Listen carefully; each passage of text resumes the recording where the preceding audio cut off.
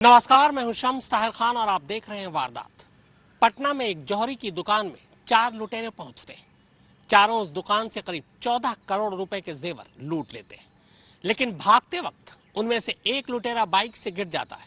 लोग उसे पकड़कर पुलिस के हवाले कर देते हैं। इसके बाद पुलिस को पूछताछ में वो बताता है कि इस लूटपाट का असली मास्टरमाइंड रवि पेशेंट है। इसके बाद पुलिस रवि की उसे तस्वीर दिखाती है, लेकिन वो चौंक उठता है। कहता है ये रवि नहीं है, बल्कि रवि का चेहरा तो कुछ और है। उसने प्लास्टिक सर्जरी करा रखी है। लेकिन इसके बाद जब कहानी का क्लाइमेक्स सामने आता है तो पूरी कहानी एक बार फिर से पलट जाती है।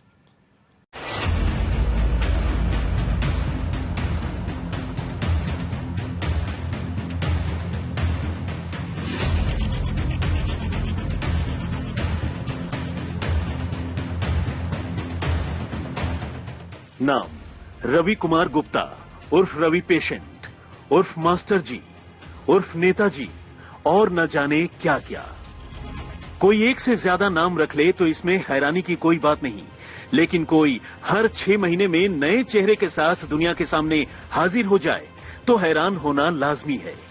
ये कहानी है एक ऐसे ही शख्स की।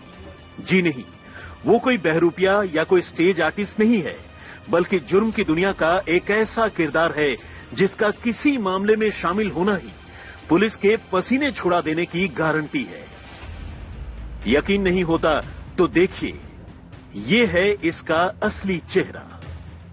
नाम है रवि कुमार गुप्ता और अब इसी रवि कुमार गुप्ता की हालत ऐसी हो चुकी है कि खुद उसके साथ उसके गैंग में रहकर वारदात को अंजाम देने वाले गुनहगार तक उसे नहीं पहचान पा रहे हैं। पुलिस उसे क्या पहचानेगी, ये अपने आप में एक बड़ा सवाल है। कानून के लिए छलावा बने रवि का ताल्लुक बिहार की राजधानी पटना और नजदीकी शहर जहानाबाद से है, लेकिन बिहार के अलावा वो झारखंड, बंगाल, ओडिशा जैसे कई राज्यों में लगातार पुलिस और कानून को चुनौती देता रहा है, जुर्म की वारदातों को अंजाम देता रहा है। और सितम यह है कि हर वारदात के बाद वो एक नए चेहरे के साथ लोगों की भीड़ में गुम हो जाता है और पुलिस उसे ढूंढती रह जाती है। आज रवि कुमार गुप्ता उर्फ रवि पेशेंट नाम के इस तिलस्मी किरदार का एक एक सच आपको खुलकर बताएंगे, लेकिन सबसे पहले उस वारदात के बारे में जान लीजिए जिसने रातों रात रवि पेशेंट को बिहार पुलिस के लिए नया सिरदर्द बना दिया, या यूं कहें जिसने रातों रात रवि पेशेंट को सुर्खियों में ला दिया। 21 जनवरी दोपहर 2 बजे, बाकरगंज, पटना। पटना के इस भीड़ भाड़ वाले बाजार में इस रोज भी जिंदगी आम दिनों की भांति अपनी रफ्तार पर थी, लेकिन इसी बीच इस बाजार में कुछ ऐसा हो गया कि खबर बाजार से निकलकर पूरे पटना में आग की तरह फैल गई। हुआ यूं कि यहां मौजूद एसएस ज्वेलर्स नाम की इस दुकान पर दिन दहाड़े 4 से 6 बदमाशों ने धावा बोल दिया और दुकान के मालिक समेत तमाम मुलाजिमों को गन पॉइंट पर लेकर लूटपाट शुरू कर दी। डकैत इस बार पूरी तैयारी से आए थे। उन्होंने दुकान में घुसने के बाद बिल्कुल बेखौफ तरीके से लूटपाट शुरू की और 8 से 9 मिनट के अंदर करीब 14.5 करोड़ की डकैती डालकर हथियार लहराते हुए मौके से फरार हो गए। 2 आदमी कस्टमर बन के आए, बैठे। उसके बाद में 2 आदमी आए, उसके बाद पिस्टल निकालकर सबके हाथ में हथियार थे, वो हम लोग को एक साइड कर दिए और उसके बाद सब सामान अपने बैग में भरने लगे। टोटल सोना का सामान था, कैश था और 2-3 मोबाइल लेके चले गए। वो किस तरह से आए थे? डायरेक्ट वो कस्टमर बन के आए थे, सामान मांगे। उसके बाद थोड़ी देर के बाद वो लोग पिस्टल निकाल कर सबको भिड़ा के एक साइड कर दिए। कितने लोग थे आप लोग? हम लोग टोटल 7 आदमी थे दुकान के अंदर, एक कस्टमर बैठे हुए थे और वो लोग 4 आदमी थे। फायरिंग भी हुई थी? एक फायरिंग हुआ है, जो ये साइड लगा हुआ है इसका छर्रा, हाँ। उसके बाद लेके वो लोग सामान लेके नीचे उतर के भाग गए। लेकिन डकैतों के लाख डराने धमकाने के बावजूद इस कहानी में एक ट्विस्ट आ गया। हुआ यूं कि डकैतों के ज्यादा वक्त लेने की वजह से इस वारदात की खबर आसपास के दुकानदारों को हो गई और एसएस ज्वेलर्स के सामने लोगों की भीड़ जमा होने लगी। डकैतों ने अपने तौर पर भीड़ को डराने की कोशिश की, फायरिंग भी की, लेकिन इत्तेफाक से भागने के दौरान एक डकैत बाइक पर बैठने के दौरान नीचे गिर गया और लोगों ने जान पर खेलकर इस बदमाश को धर दबोचा। भागे हैं वो लोग, उसी क्रम में एक आदमी वहाँ गिरा है तो पकड़ाया है थाने में अभी।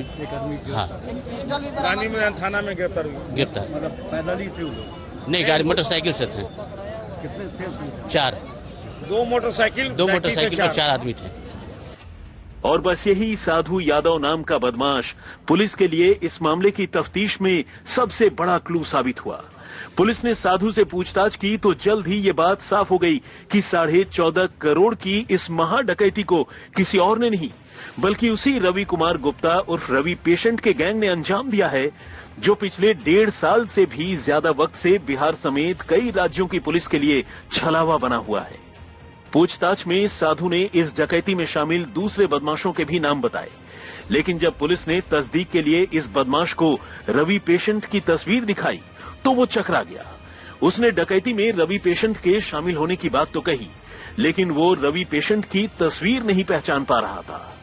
पहले तो पुलिस को लगा कि शायद वो पुलिस को ही उलझाने की कोशिश कर रहा है, लेकिन जब तमाम तौर तरीकों के बावजूद वो रवि पेशेंट को नहीं पहचान पाया तो पुलिस को उसकी बात पर यकीन हो गया और इसी दौरान उसने खुलासा किया कि रवि पेशेंट अब पहले की तरह नहीं दिखता, बल्कि उसने प्लास्टिक सर्जरी, विग और दूसरे एक्सेसरीज की बदौलत अपना चेहरा कुछ इतना बदल लिया है कि अब उसे पहचानना भी मुश्किल हो रहा है।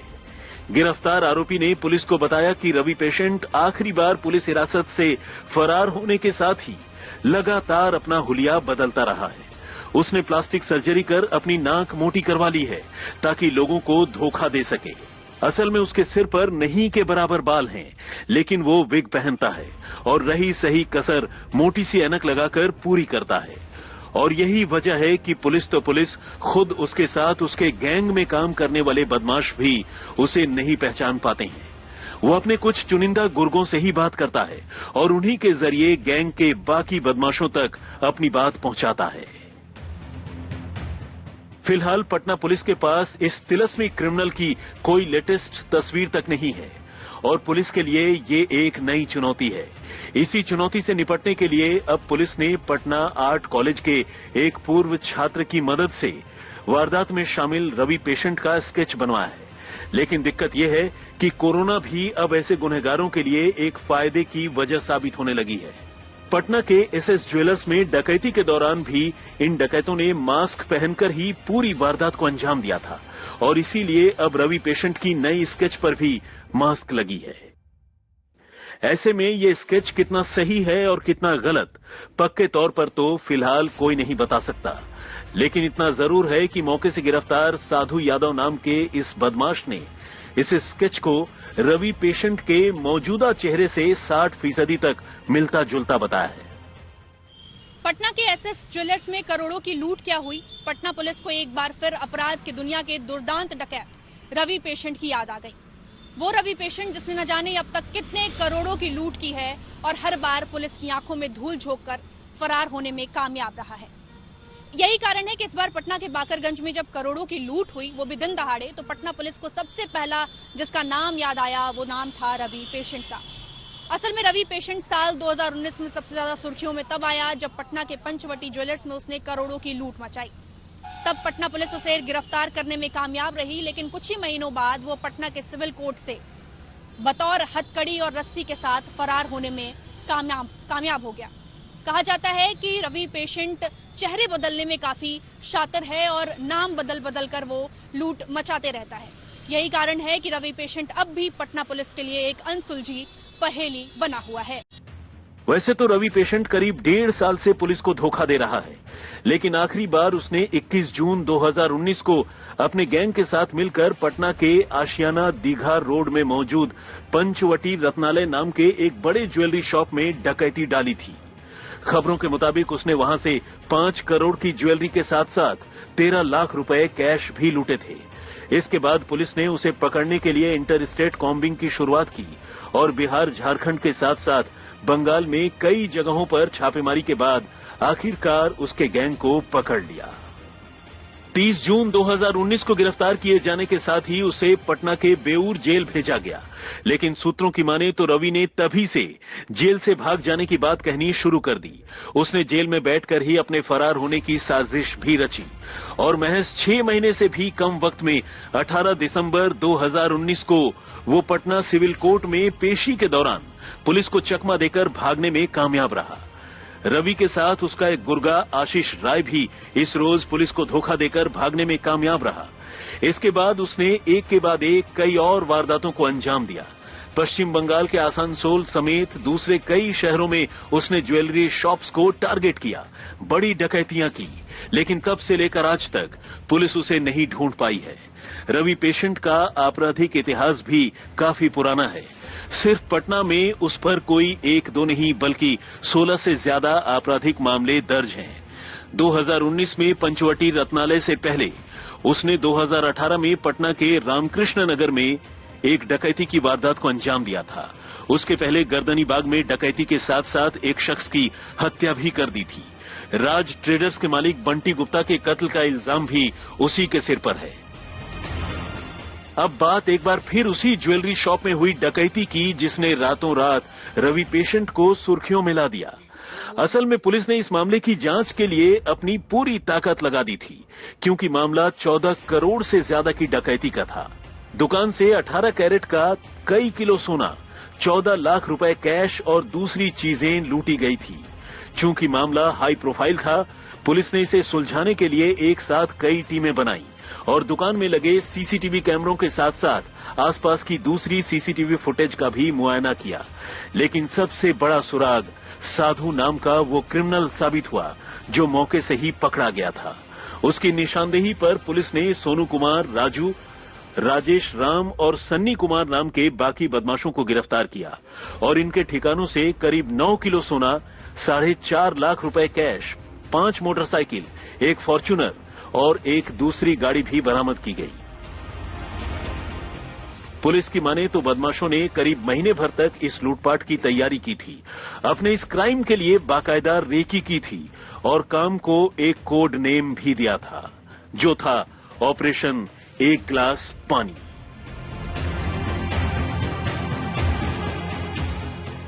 लेकिन आखिरकार बदमाशों की सारी तैयारी धरी रह गई और 72 घंटे में मामले का खुलासा हो गया। 21 जनवरी को पटना के बाकरगंज के एसएस ज्वेलर्स में दिन दहाड़े हुई लूट में आज पटना पुलिस ने खुलासा किया है। करीब 48 घंटे बाद पटना पुलिस ने इस पूरे मामले का निष्पादन किया और 5 अपराधी को गिरफ्तार किया। इस पूरे मामले के पीछे यही 5 अपराधी थे। असल में एक अपराधी की गिरफ्तारी घटना के दिन ही हो गई थी, जिसका नाम साधु यादव था। साधु यादव से ही पटना पुलिस को पहला लिंक मिला और यहीं से मामले का निष्पादन होना शुरू हुआ। पुलिस को 48 घंटे लगे और 48 घंटे के बाद पुलिस अपराधियों से करीब 9 किलो सोना और कुछ 4.5 लाख के करीब कैश रिकवर करने में भी कामयाब हो पाई। वहीं अपराधियों से कुछ गाड़ियां और कुछ कारतूस और बंदूक भी बरामद किए गए हैं। बताया जाता है कि इस पूरे मामले के पीछे मास्टरमाइंड नितेश था, जो अपने पिता के साथ अक्सर एसएस ज्वेलर्स आया करता था।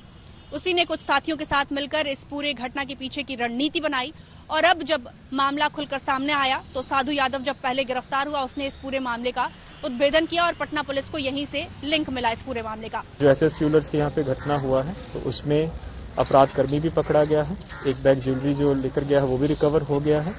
उसकी निशानदेही पे सभी ग्रुप भी चिन्हित हो गया है। एक लोडेड पिस्टल भी और जो मोटरसाइकिल यूज हुआ वो भी पकड़ा गया है। लेकिन इस मामले में सबसे बड़ा ट्विस्ट रवि पेशेंट का नाम सामने आने से ही आया। असल में पुलिस के बही खातों में फरार चल रहा रवि पेशेंट भी ऐसे ही ज्वेलरी शॉप्स में लूटपाट करने का आदी रहा है। उसने ऐसी कई वारदातों को अंजाम दिया है। इसलिए इस मामले में भी पुलिस की शुरुआती जांच रवि पेशेंट के इर्द गिर्द ही घूम रही थी। लेकिन आखिरकार 72 घंटे गुजरने के बाद पुलिस ने जब इस मामले का खुलासा किया तो उसने खुद बताया कि इस मामले से रवि पेशेंट का सीधे तौर पर कोई लेना देना नहीं है। लेकिन इतना जरूर है कि इस मामले ने पुलिस को एक बार फिर रवि पेशेंट की याद जरूर दिला दी है, जो अब भी पुलिस के लिए एक छलावा बना है। प्रेरणा के साथ सुजीत गुप्ता और राजेश कुमार झा, पटना, आज तक। जयपुर की एक लेडी डॉन को एक गैंगस्टर से प्यार हो जाता है। इसके कुछ वक्त बाद उसे एक दूसरे गैंगस्टर से प्यार हो जाता है। अब इन दोनों गैंगस्टर के गैंग में पहले से ही दुश्मनी थी। इस प्यार की वजह से दुश्मनी और बढ़ जाती है।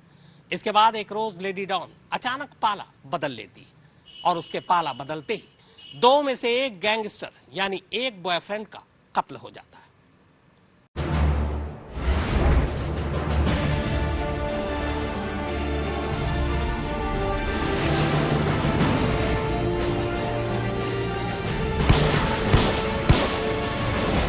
सोता में तो गोड़ी हर कोई देता है। ओपन चैलेंज कर लड़ लियो ना, तुम्हारे इतनी दम है तो बहन।